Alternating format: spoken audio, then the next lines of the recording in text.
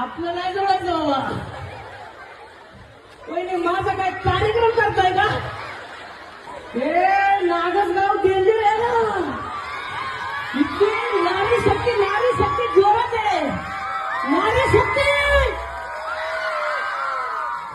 क्या बात आहे. महाराष्ट्रात हा माझा डायलॉग फेमस आहे. त्याच्यामध्ये वहिनीने आतापर्यंत सगळ्यात टॉप केला. क्या बात आहे.